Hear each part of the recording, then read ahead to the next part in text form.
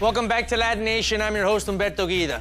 Now, up next, Cuban-American writer Valentina Garza is one of television's most prominent Latina scribes. The writer's room veteran has 2 seasons of The Simpsons under her belt, and if that's not an impressive writing credit, I don't know what is.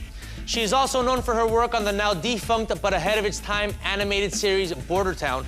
But it's her current work as a writer on Jane the Virgin that is shaping Valentina into one of the most promising showrunners in the game. And we got this storyteller story coming up right here on LatiNation.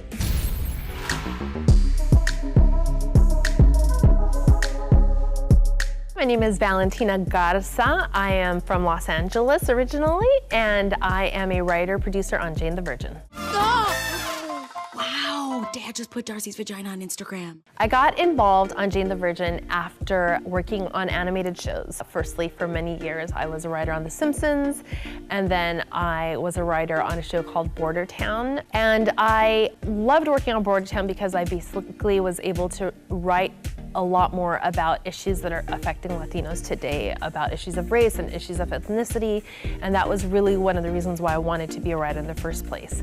And after that, the first season of that show came to an end, I realized that I thought I would maybe be better served writing about those issues in a live action format. So I thought we could go deeper into those issues, and so then I was very fortunate enough to meet with Jenny Snyder-Urman, the creator of the show, and we hit it off, and here I am.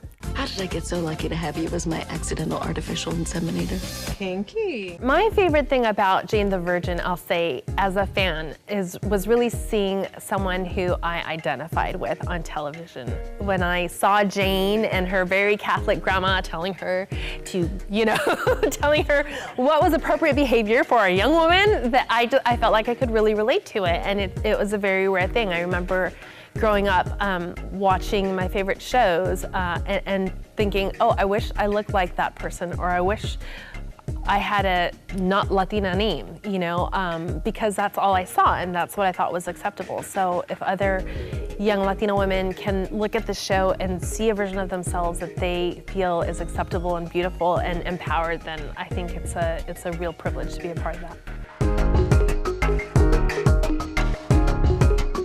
Working on The Simpsons is just such a coveted position, such a coveted job, and I just feel very privileged to have been a part of that staff. They're incredibly intelligent. I literally felt like I had geniuses all around me, so it was an amazing place to start my career and to really learn, and they really just did not shy away. They do not dumb things down because they think the audience may or may not understand. When I started on The Simpsons, I think we had over 20 writers. They never take a break. We're working year-round from one season into the other, and so you need a big team of people to be constantly churning the material.